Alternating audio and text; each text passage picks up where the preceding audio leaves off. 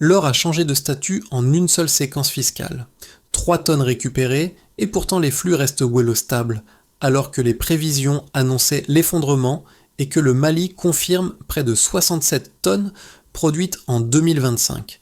Que vaut une doctrine quand Ibrahim Traoré rappelle que compter, certifier et vérifier viennent avant toute négociation et que l'écart entre niveau de référence et écart mesuré révèle les angles morts. Ici, la souveraineté ne se proclame pas, elle se mesure. La promesse de cette séquence est simple mais exigeante. Comprendre comment une décision administrative, en apparence technique, peut déplacer l'équilibre entre marchés internationaux et souveraineté locale en moins d'un cycle fiscal. Le bénéfice pour le public tient en une ligne. Apprendre à lire les écarts entre anticipation extérieure et réalité opérationnelle sans céder ni à l'alarmisme ni à l'euphorie. Le risque, lui, est réel. Mal interpréter ces signaux conduit soit à surestimer la rupture, soit à sous-estimer la méthode, et dans les deux cas, l'analyse se trompe de focale. Il ne s'agit pas d'un récit idéologique, mais d'une mécanique où audit, certification et renégociation s'enchaînent avec une logique cumulative. Chaque geste compte parce qu'il s'additionne au précédent et parce que la donnée, une fois vérifiée, devient un levier. Le premier indice a surpris les observateurs. En 2025, le Mali a produit près de 67 tonnes d'or. Alors, ce chiffre a contredit des modèles qui annonçaient une contraction rapide et a ouvert une brèche durable dans le récit dominant. Pour comprendre cette divergence, il faut revenir à l'élément déclencheur, l'affaire des 3 tonnes d'or récupérées. Elle n'a pas seulement attiré l'attention médiatique, elle a servi de révélateur. Les marchés anticipaient un choc, les administrations locales observèrent une continuité. Cette asymétrie a forcé une relecture des mécanismes à l'œuvre.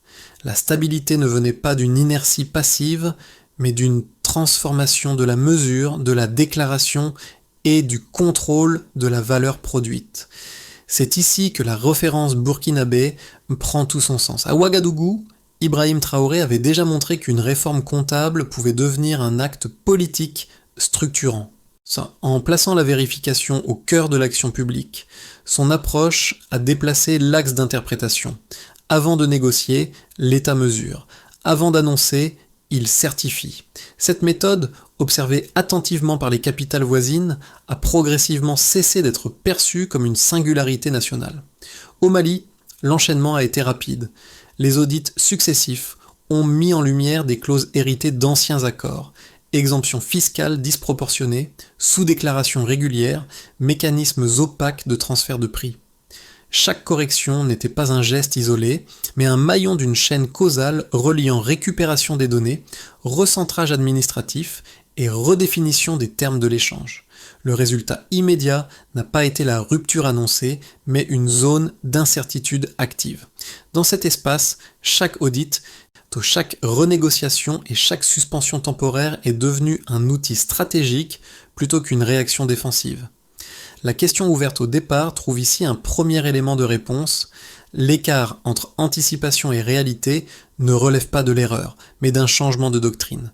Pour saisir la portée concrète du basculement, il faut quitter les graphiques et suivre ceux dont le quotidien a réellement changé. Un inspecteur minier malien, longtemps cantonné à des vérifications routinières, décrit un tournant net. Avant, son travail consistait surtout à comparer des déclarations fournies par les opérateurs. Après l'arrivée d'un administrateur provisoire à Laguna, chaque ligne est devenue une piste, chaque incohérence un signal à documenter. Le contrôle n'était plus distant, il devenait méthodique, presque enquêté, cassé avec une exigence nouvelle de preuves internes. Un second regard éclaire un autre versant de la transition. Le directeur d'une petite société de maintenance industrielle explique comment son entreprise, autrefois reléguée à des contrats périphériques, a été sollicitée pour remplacer des prestataires étrangers en retrait. L'opportunité a été réelle, mais elle s'est accompagnée d'obligations inédites, délais stricts, traçabilité complète, certification systématique. Le changement n'a pas seulement ouvert des marchés, il a redéfini des standards en liant l'accès au contrat à la qualité documentaire et à la capacité de livrer sous contrôle. Ces trajectoires individuelles convergent vers un même constat. La reconfiguration sahélienne ne s'est pas imposée par proclamation, mais par accumulation de gestes précis qui ont déplacé le centre de gravité opérationnel. Les audits renforcés, les contrats réalloués et les marges renégociées ont produit des effets mesurables bien avant d'être commentés dans les capitales. Et au fond, voilà l'essentiel. La doctrine devient réelle quand elle modifie le travail quotidien. Avant l'activation, la lecture dominante était simple, linéaire, presque automatique. Les marchés anticipaient une fragilité croissante, les administrations locales étaient perçues comme réactives, jamais motrices, et la production minière semblait suspendue à des décisions extérieures, comme si le centre de gravité était ailleurs. Puis, l'activation a commencé, par une décision administrative, par l'imposition d'un administrateur provisoire à Laguna, par le lancement d'audits systématiques. Or, 3 gestes en apparence techniques, 3 gestes qui ont suffi à inverser l'ordre des priorités, mesurer d'abord, interpréter ensuite. Le secteur n'a pas été stoppé, il a été cadré, encadré, observé ligne par ligne, comme si chaque déclaration devenait un objet de preuve. Le premier mouvement a été celui de l'examen.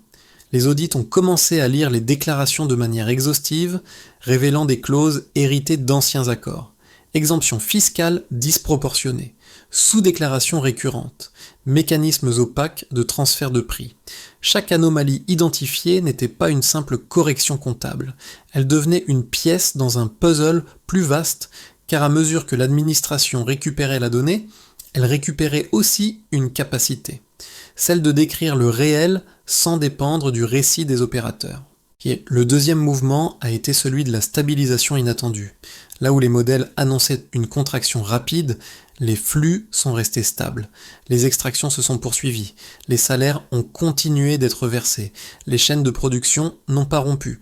Cette continuité a désorienté les observateurs, parce qu'elle contredisait la logique de choc souvent associée à une reprise de contrôle. Le secteur n'a pas basculé dans le chaos. Il a glissé vers un nouvel équilibre, plus exigeant, mais plus lisible. Le troisième mouvement, plus discret, a concerné les acteurs. Face aux exigences de transparence accrues, certains opérateurs étrangers ont ajusté leurs pratiques, d'autres ont réduit leur présence. Cette réduction n'a pas produit un vide immédiat, elle a déplacé des responsabilités. Des entreprises nationales ont été sollicitées pour combler des retraites partielles. La contrainte anticipée s'est transformée en redistribution progressive, avec des standards plus stricts, traçabilité, certification, délai. Ce n'était pas un récit de victoire rapide, c'était un récit de méthode. Le point de bascule est arrivé lorsque les chiffres opérationnels ont contredit ouvertement les projections alarmistes. La confirmation d'une production proche de 67 tonnes d'or en 2025 a agi comme un révélateur. Le contraste devenait trop visible pour être relativisé. À ce moment précis, la dynamique initiée à Ouagadougou a pris une dimension régionale. La méthode associée à Ibrahim Traoré, mesurée avant de négocier, certifiée avant d'annoncer, cessait d'être perçue comme une singularité burkinabé et apparaissait comme un protocole reproductible. Enfin, la phase de résonance a commencé. Les administrations voisines ont observé qu'une souveraineté comptable ne provoquait pas l'effondrement annoncé. Au contraire, la production autonome de données renforçait la position de négociation. Le débat changeait de nature. Il ne portait plus sur la survie du secteur, mais sur les règles du jeu. La séquence devient alors lisible, activation par la mesure, climax par la contradiction des modèles, puis résonance par l'alignement progressif. Et c'est précisément cette discipline cumulative, audit après audit, correction après correction, qui a déplacé l'équilibre sans rompre brutalement avec le marché. Le niveau de référence était celle d'une contraction attendue. Le écart mesuré-observé a été une stabilité mesurable. Ce simple écart, une fois posé proprement, oblige à relire toute la séquence non comme un choc, mais comme une correction progressive de la façon dont la valeur est comptée, déclarée et contrôlée. Premier repère, en 2025, le Mali confirme une production proche de 67 tonnes d'or. Cette donnée est décisive parce qu'elle ne valide pas une accélération spectaculaire. Elle invalide l'hypothèse d'un effondrement immédiat. Autrement dit, l'activité n'a pas cédé sous la pression administrative. Elle a continué, mais sous une surveillance plus serrée. Dans une lecture strictement quantitative, cela signifie que l'audit n'a pas interrompu le flux, il a modifié la manière dont le flux est rendu visible. La production reste un fait, mais son encadrement devient une variable. Deuxième repère, la production affiche une progression d'environ 12% sur 2 ans. Le signal est modéré et c'est précisément ce qui le rend utile. Un bond brutal aurait pu être attribué à un effet conjoncturel ou à un rattrapage ponctuel. Une hausse graduelle indique autre chose, une transformation méthodologique qui s'installe sans rupture. Les opérateurs s'adaptent, les administrations renforcent leurs capacités, les procédures gagnent en cohérence. Ce écart mesuré n'est pas une promesse, c'est une trace. Il suggère que la chaîne documentaire, déclaration, vérification, certification, se stabilise au lieu de se déliter sous l'effet des tensions. Troisième repère, dans certaines zones minières, l'emploi a augmenté d'environ 15% en 2025. Alors, le chiffre ne décrit pas l'ensemble du secteur, mais il éclaire un mécanisme précis. Il montre que la redistribution contractuelle n'a pas créé un vide immédiat. Le retrait partiel de prestataires extérieurs n'a pas stoppé les opérations, il a ouvert des espaces. Des acteurs locaux ont été sollicités pour des fonctions de maintenance, de service et de logistique à condition de répondre à des exigences nouvelles. Ici, l'indicateur d'emploi devient un indicateur indirect de la réallocation des responsabilités. Quand les standards se durcissent, ceux qui montent en compétences captent une partie du travail. Pris séparément, ces chiffres pourraient sembler insuffisants. Ensemble, ils dessinent une cohérence temporelle. Aucun ne signale une rupture radicale. Tous pointent vers une stabilisation méthodique. Et cette convergence transforme le débat. La question n'est plus le secteur s'effondre-t-il, mais qui produit les données qui décrivent le secteur. C'est là que la référence à Ibrahim Traoré prend un relief particulier. Son intuition, placer la comptabilité et la certification au centre de l'action publique, ne vaut pas comme slogan, elle vaut comme protocole. Produire des écarts mesurés vérifiables, puis accumuler ces écarts mesurés jusqu'à rendre la souveraineté observable. Ce cadre permet aussi de comprendre pourquoi les marchés clignent des yeux. Ils ne réagissent donc pas seulement à un volume, ils réagissent au fait que le volume est désormais raconté par des données nationales, publiées et défendues. La mesure devient un stabilisateur. Elle réduit l'espace des interprétations arbitraires, elle force la comparaison entre projections et résultats et elle oblige les analystes à réviser leurs modèles lorsqu'ils ne collent plus au terrain. Au fond, la preuve n'est pas un chiffre isolé. La preuve est la répétition. Audit après audit, correction après correction, écart mesuré après écart mesuré. C'est cette répétition qui déplace l'équilibre, sans euphorie, sans effondrement, mais avec une constance difficile à ignorer. Les critiques du modèle sahélien avancent d'abord un argument solide, fondé sur la logique de l'investissement. Selon eux, la récupération accélérée de la valeur et la multiplication des audits fragilisent l'attractivité du secteur. La révision des contrats réduirait la prévisibilité pour les opérateurs internationaux, donc la disponibilité des capitaux. Or, l'industrie minière repose sur des infrastructures lourdes, des chaînes logistiques intégrées et une expertise continue. Dans cette lecture, déplacer trop vite les règles du jeu revient à augmenter le risque perçu, et le risque perçu finit par coûter plus cher que les gains de souveraineté attendus. Un second argument, tout aussi structuré, porte sur la continuité opérationnelle. Les opposants estiment qu'une pression administrative accrue peut désorganiser la production. Le départ partiel d'acteurs étrangers pourrait provoquer des ruptures d'approvisionnement, des retards de maintenance, une baisse de productivité. Ce n'est pas un jugement moral, mais une mécanique. Lorsque la documentation devient plus exigeante, lorsque les contrôles se densifient, les délais s'allongent et les frictions augmentent. À long terme, disent-ils, l'incertitude réglementaire pèserait davantage que la volonté de reprendre le contrôle. La réponse ne nie pas ces risques.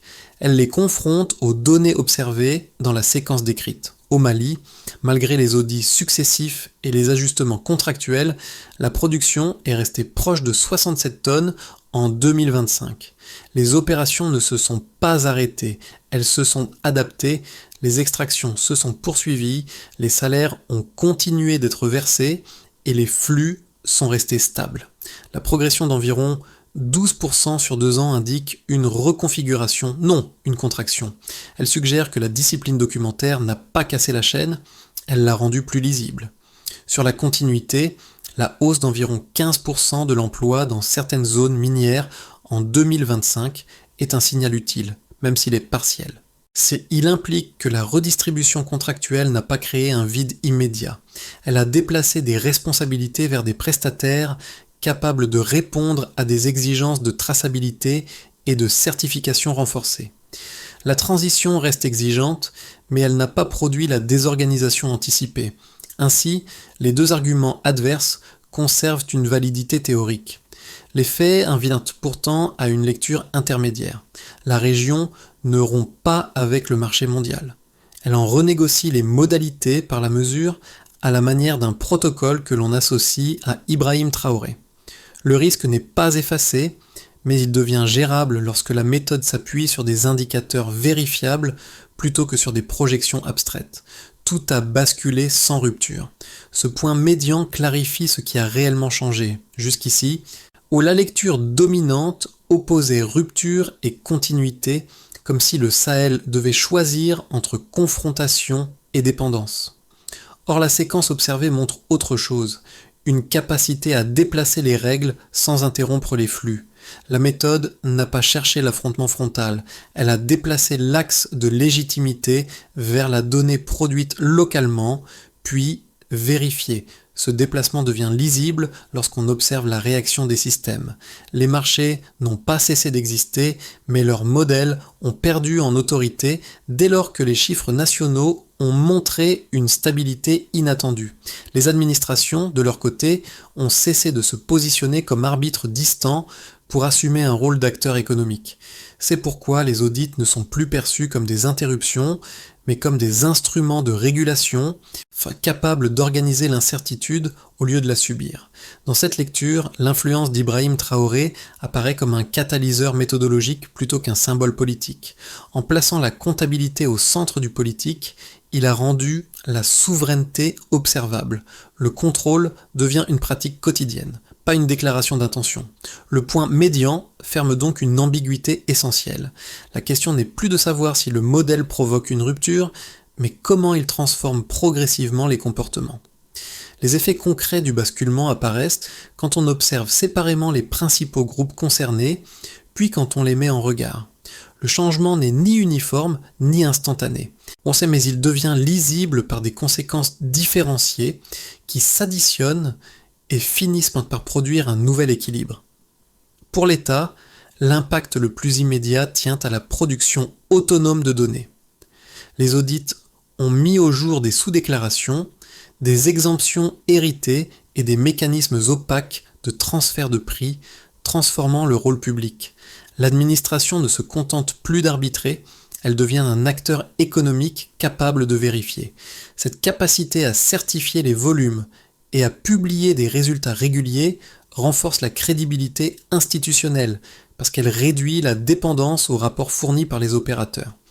Dans ce cadre, la stabilité observée des flux en 2025 n'est pas une simple bonne nouvelle, elle devient une preuve que la méthode peut s'exercer sans provoquer l'effondrement annoncé.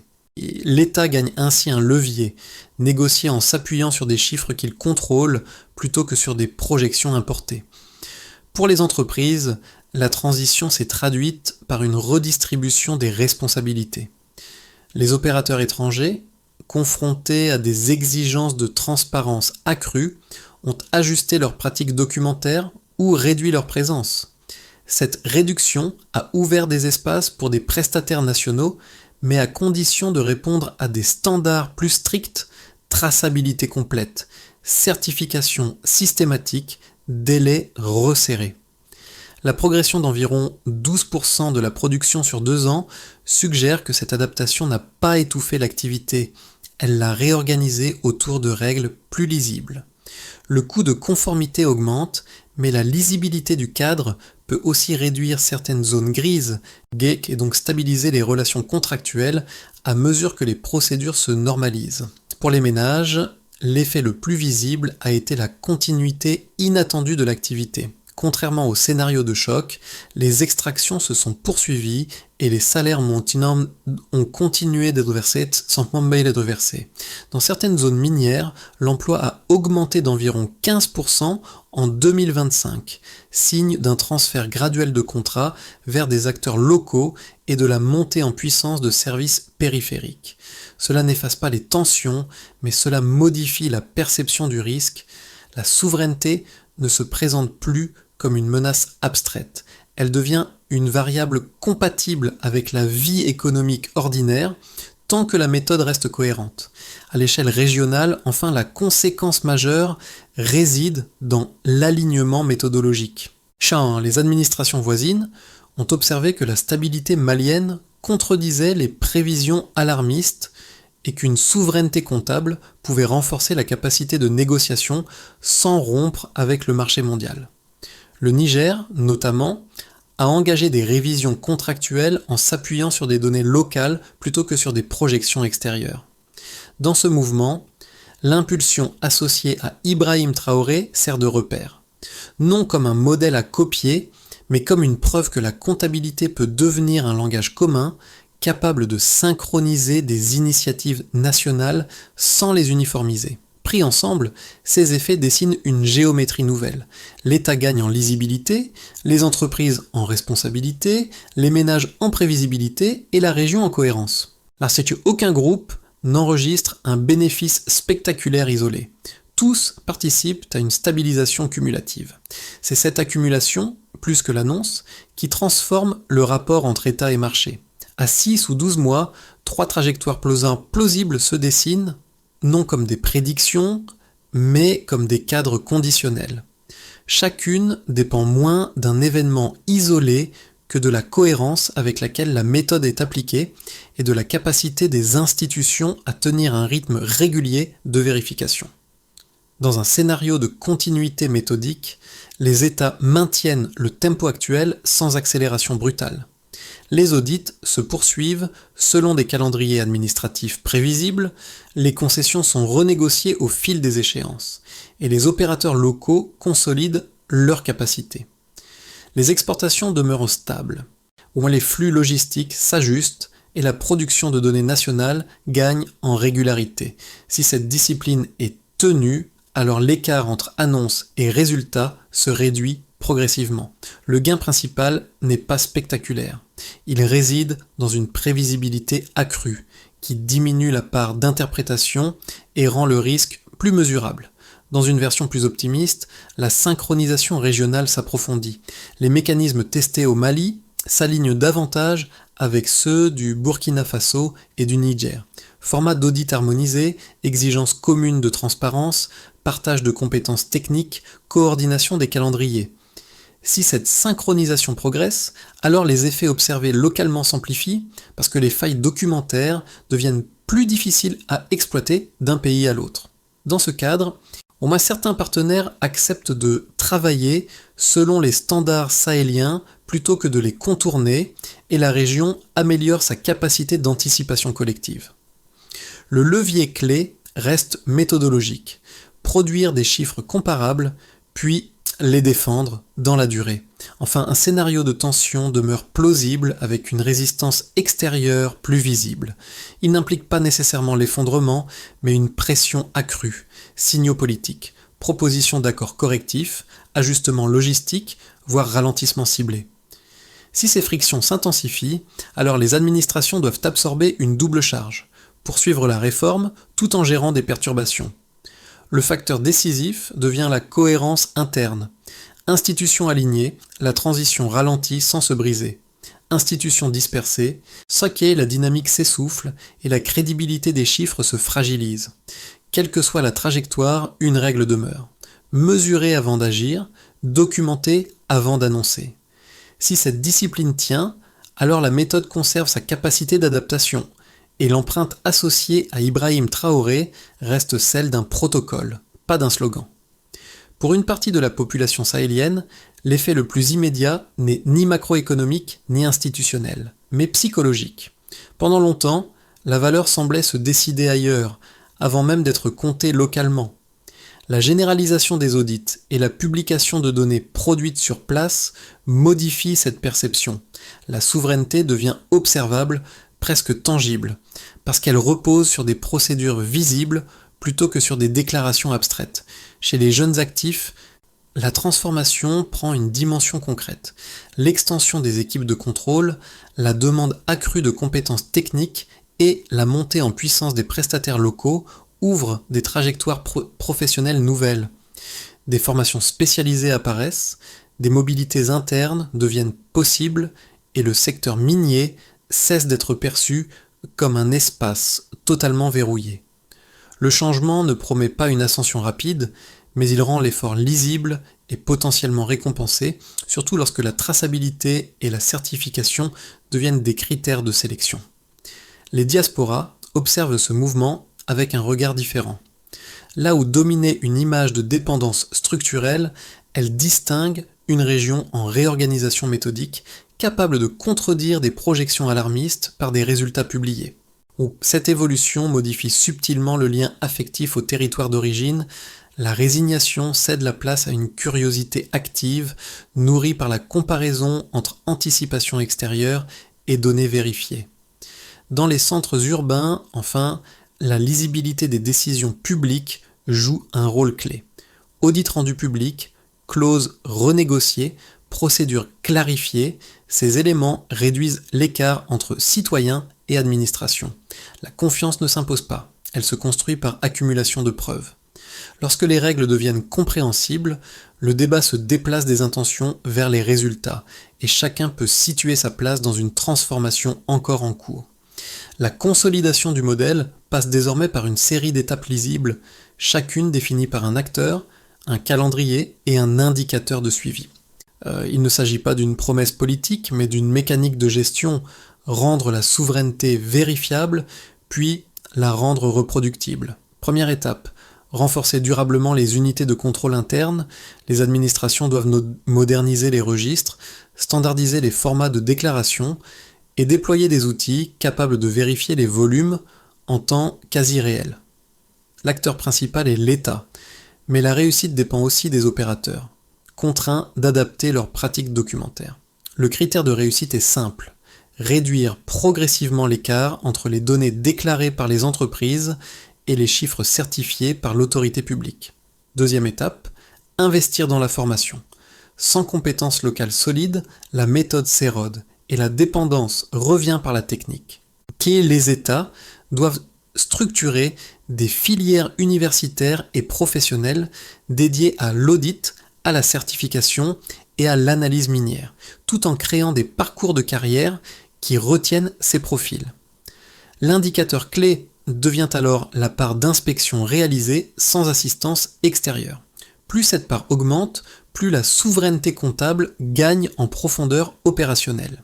Troisième étape, organiser la synchronisation régionale, l'alignement des formats d'audit, le partage de données critiques et la constitution d'équipes conjointes transforment des initiatives nationales en stratégies cohérentes. La réussite se mesure par la diminution des divergences entre rapports nationaux et par une prévisibilité accrue des flux à l'échelle sahélienne.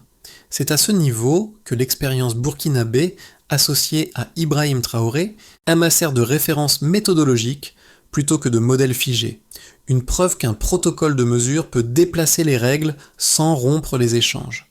Quatrième étape, publier régulièrement les résultats, audits rendus accessibles, clauses renégociées, documentées, procédures clarifiées. Cette transparence stabilise la confiance interne et limite les interprétations arbitraires. L'indicateur final est la régularité et la complétude des rapports accessibles au public, car la souveraineté ne devient durable que lorsqu'elle peut être discutée sur des données communes. Pris ensemble, ces axes dessinent une feuille de route pragmatique. Ils transforment une doctrine en système vérifiable, où chaque progrès peut être mesuré, comparé et contesté sans ambiguïté. Lorsque l'on revient au point de départ, une image s'impose à nouveau, celle des inspecteurs dont le travail a cessé d'être une formalité. Dans des bureaux étroits, registres ouverts, ils apprennent à lire chaque ligne comme un enjeu et chaque incohérence comme une piste. Cette scène paraît banale, mais elle révèle la portée réelle de la transition. Une doctrine n'existe pas parce qu'elle est proclamée, elle existe parce qu'elle change la manière de travailler, jour après jour. Dans ce mouvement, la place d'Ibrahim Traoré apparaît sans emphase héroïque. Son apport tient à une intuition simple mais structurante. La souveraineté commence par la capacité à mesurer ce que l'on produit, puis à le certifier de façon constante. En plaçant la comptabilité au centre de l'action publique, il a déplacé le débat des intentions vers les procédures. Ce principe, testé à Ouagadougou, a trouvé des prolongements au Mali et au Niger, non par imitation mécanique, mais par cohérence méthodologique. Les populations, elles, observent désormais ces évolutions avec un calme attentif. Les annonces comptent moins que les résultats publiés. Les discours pèsent moins que les chiffres vérifiés.